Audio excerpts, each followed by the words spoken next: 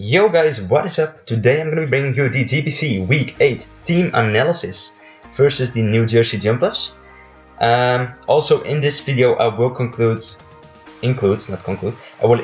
the league table for the before the Week 8 games have happened. And I will do that right now because as you can see right here, that's something else. I just played my SMD league game, so that's that. Excel versus Adino, okay. Anyhow, as you can see right here, currently I am the number 1 in the Division A, and if I keep winning, if I reach the 7-2 win-loss ratio thing, then I'm gonna be a happy bunny because I will not only make the playoff spot, but I will also have kind of saved my win-loss ratio, because currently my win-loss ratio of 5-2 I am not happy with at all. I need to have a better win-loss ratio, and preferably this is going to go to a 9-2 if I beat both of my opponents in the following 2 weeks.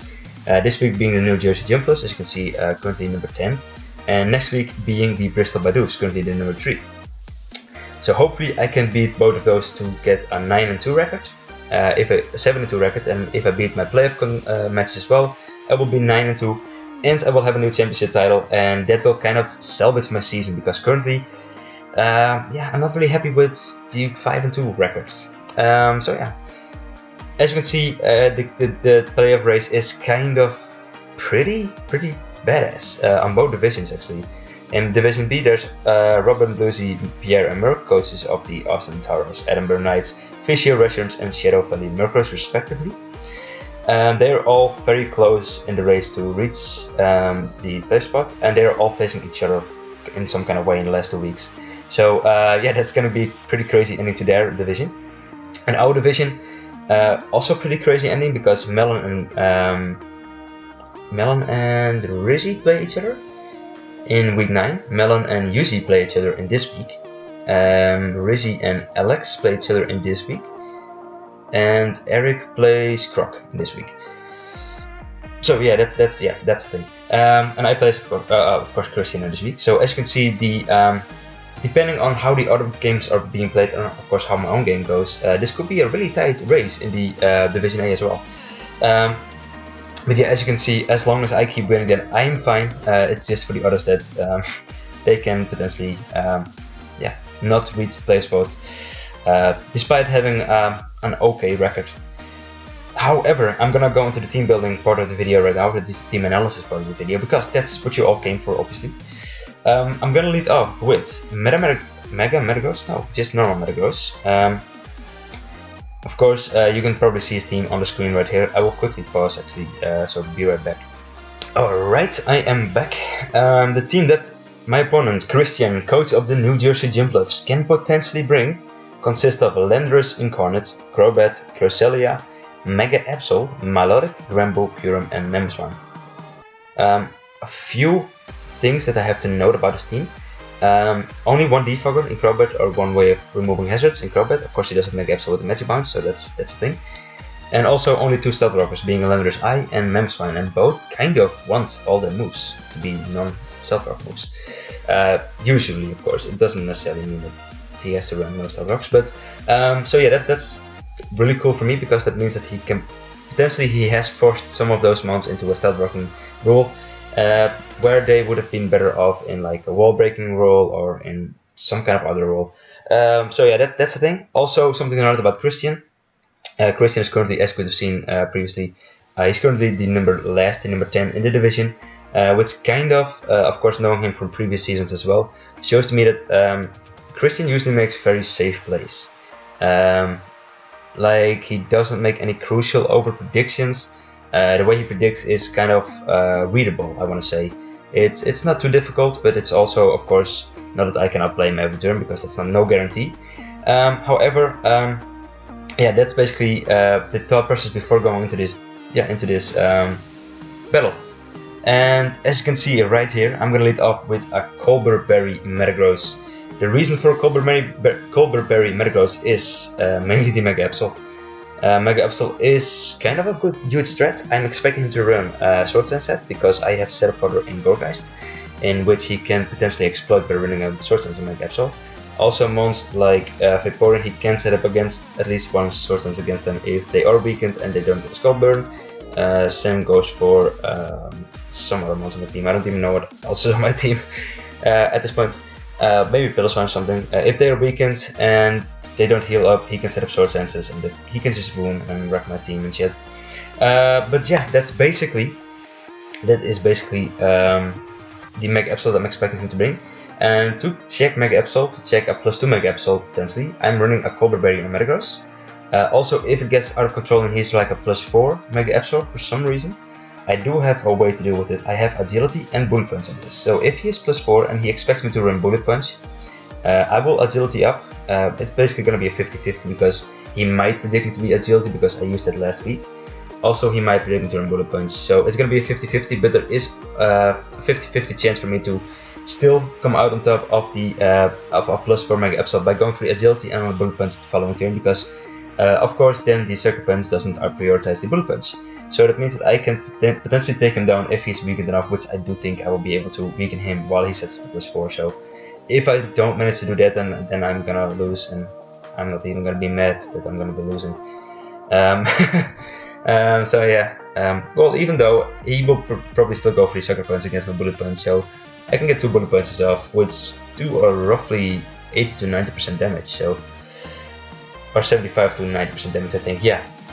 So I still might be able to defeat that set regardless of him predicting me to run this set or not, which he won't. He won't predict me to run Agility and Bullet Punch. The Thunder Punch is there for the Melodic, and the Meteor Mass is there for basically everything else. This is just a very nice general stat move to hit the Crobat, to hit the, well, the Crobat of course tank as well, but to hit the Landorus Incarnate, to hit Cresselia, to hit Gramble, to hit Kyurem, and to hit Mamoswine. For the last two, Kyurem and Mamoswine, I do have Bullet Punch as well, because Bullet Punch is really nice to prioritize their speedy stats and to kill them potentially. Kyurem can of course run Earth Power, Mamoswine can run of course Earthquake, will likely run Earthquake actually. So I've got to be a little bit careful with those months, but yeah, I think I'm gonna be fine if I don't play like an idiot, which I didn't do last week, so hopefully I'm not gonna do that again this week. Next up is gonna be the Mega Aerodactyl. A Mega Aerodactyl is gonna be quite crucial because he has a Landorus Incarnate, and Landorus Incarnate can basically only really kill, well, he can kill me in multiple ways, but only really defeat a Mega Aerodactyl if he runs Rock Slide, I think. I have the Aqua because he's not likely gonna run Passion Berry. I think he's gonna run Yahtzee Berry if anything. If he does run Passion Berry, then yeah, well played. But the Aqua I can revenge kill him with that. I can also just guaranteed outspeed him with the speed investment I have. This outspeeds a Jolly Mega Absol, by the way, after Mega Evolution. And I think it outspeeds Landorus Incarnate before Mega Evolution or something. I think that's what I speculated. Pretty sure. This also is a really nice check to Crobat, because Crobat is of course kind of limited in his moves with an Aerodactyl on the field, because Aerodactyl is kind of the best counter to it, which is why I'm running a lot of defense. Crobat, I'm expecting him definitely to have U-turn, to expect him to switch in either the Metagross or the Aerodactyl. So a U-turn would be a nice play on his end, and I think I'm gonna have to predict that at some points if necessary. Next up, basically the Roost is there for longevity, of course, because I do want to keep beating the Landorus and the Crobat. The Toxic is there for Cresselia. Cresselia, if he is like a sub-call mindset, which is always the Cresselia set I'm fearing, because I think that's the best set to run against almost any team. But if he runs in fact that Cresselia set, and I'm gonna have Toxic and Stone Edge to break this up, and Toxic to Cresselia, which is gonna be very crucial, I think, for me for beating him late game. It's kind of unlikely for him to run Sub-Command Cresselia, because I do have an Underworld Fable potentially, and also a Scolipede, which can kind of KO him quite easily, but I guess he can pressure me in and staying in and shit. I think Cresselia is more than likely going to be like a defensive wall of some kind to just eat hits from like Latios or something. But yeah, I can just Toxic it with Mega Aerodactyl, and also he doesn't have the best heal baller, because his only heal baller is Gramble. So the Toxic is likely going to be there to stay, because Gramble is likely not going to come to this game, I want to say. There is not much reason for him to bring it, in my opinion. And I think everything else on his team basically outclasses it. Anyhow, the stoners, like I said, is there to break the Substitute and Corselia, and also there to just hit the Curum for good damage, hit the Melodic for good damage if necessary, the Absol for good damage if necessary, and the Mamoswine in case he's like Bishop Barrier or something, I guess. But yeah, that's basically the Aerodactyl set. This thing is actually going to be pretty crucial for me. I think I'm going to have to use this as a switch in quite a lot, mainly because the thing that I'm also fearing Absol to be, potentially of course, if he's not the Sword Stand set, he's gonna likely be some kind of Pursuit Trapper for Lander's Eye, because I have a Latias, and Latias is a very good check / counter to Lander's Incarnate. However, if he runs Mega Absol with the Pursuit, then he can't then see Pursuit Trap Latias, which is why I want a secondary check in Aerodactyl, and why I do have a secondary check in Aerodactyl. Anyhow, next up is gonna be Vaporeon. Vaporeon unfortunately is going to be forced to run a more defensive role as well this week, because that's basically the only set it can, well, not the only set it can do. I wanted to run a different set against Connor, coach of the Hellispell Coronas FC. However, that game he forfeited, and unfortunately I couldn't use the cool Vaporeon set I brought there. However, the physical defensive Vaporeon is going to be quite important as well, because for the Mega Absol, it cannot KO me from full with the +2 knockoff, which is kind of nice. This also switches in on moves from Mamoswine very easily. Life Orb Mamoswine only does 56% max damage with EQs, but of course he has to predict Vaporeon to come in, and etc. So he has to be choice Life Orb in general, and also be adamant. So yeah, it's likely that Vaporeon is going to wall Mamoswine quite easily. And yeah, I think it does just good damage, good pressure to his team. Also, Lander's Eye cannot KO me from full, not even slightly, not even remotely. Also, for the Melodic, I can wall it for days. I can Skull Burn it, I can Heal Ball off Toxic that he can do. If he wants to go for Specs and Power Grasses or whatever, I can lift him easily. And yeah, Grand Ball is also no problem. Even if he's Choice Burned, I can kind of lift those hits quite comfortably. So that's going to be the Vaporeon. The typing is really nice because he does have a Curum, he does have a Mamoswine, and it deters him from going for the ice moves on those mods. Unfortunately for me, this is set up for a Subcombined Corselia if he does bring it, because I don't have Roar. So I've got to be a little bit wary of that in case he in fact is that set, because I'm not running an Aware Clefable. So yeah, I'm kind of banking on him not bringing that set because it doesn't make a lot of sense. But if he somehow is, then yeah, that could still be kind of a problematic. And also Curum, if he is, I think he's gonna bring like a Scarf Curum if he's gonna bring Curum. However, if he brings Substitute Curum, he can set up a Substitute very easily against my Vaporeon.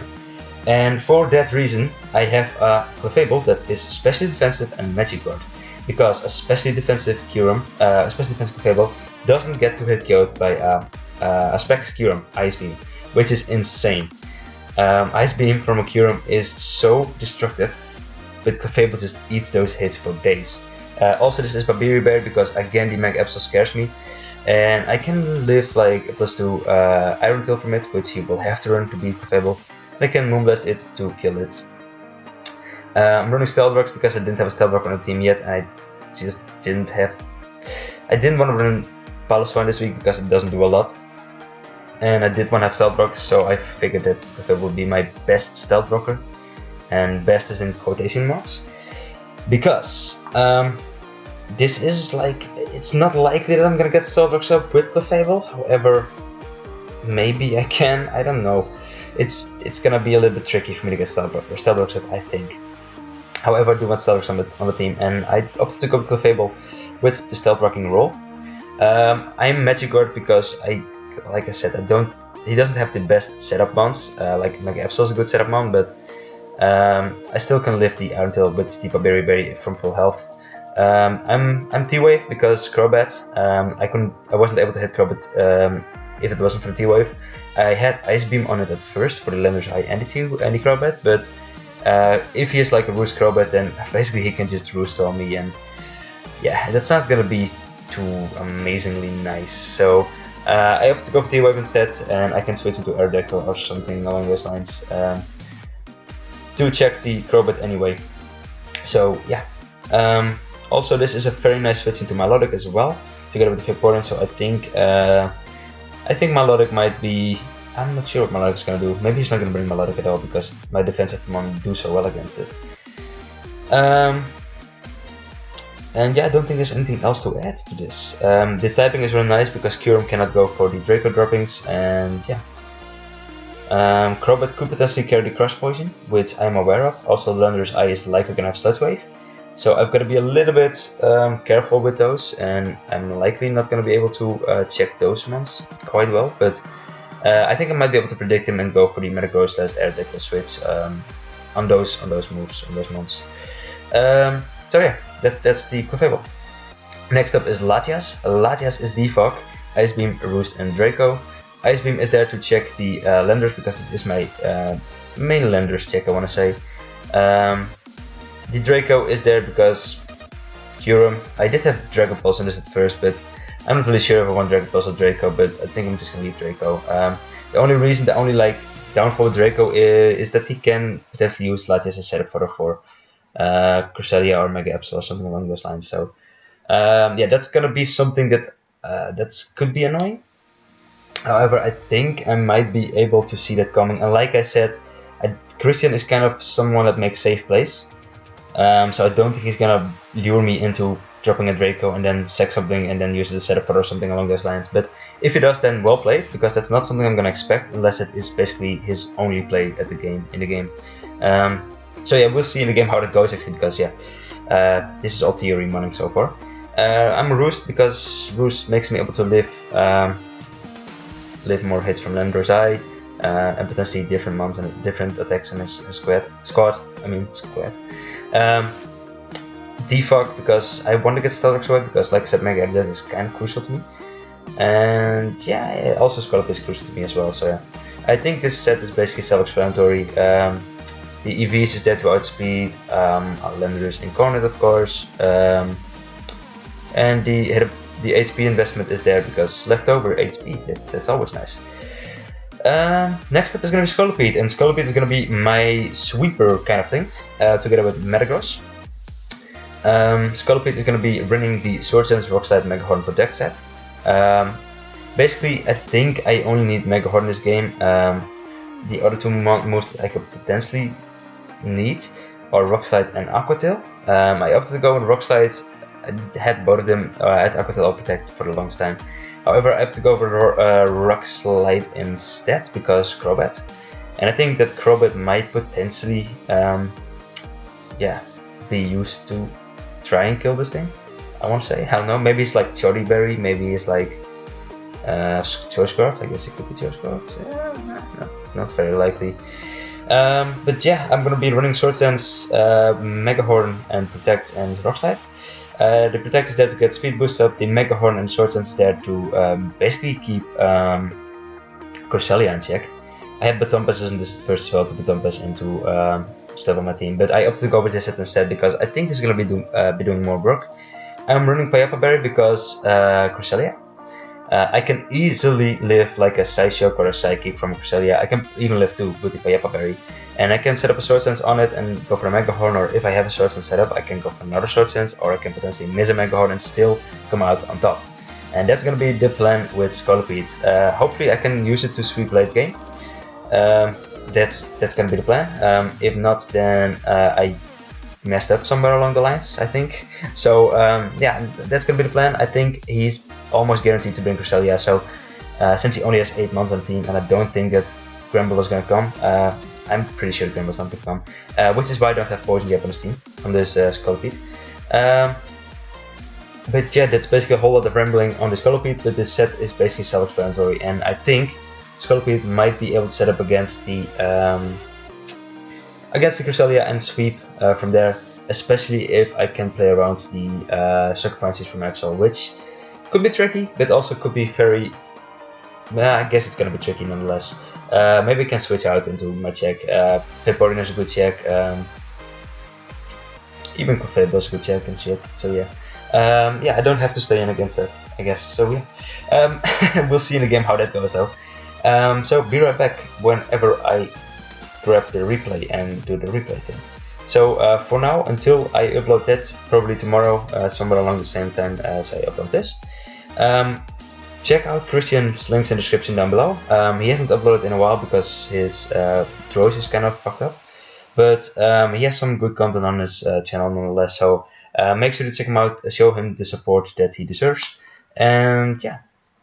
Hopefully see you tomorrow. And if you liked this video, then make sure to leave that like, because I could use that support. I could use that feel of satisfaction that I get then when you leave likes. So goodbye and see you next video.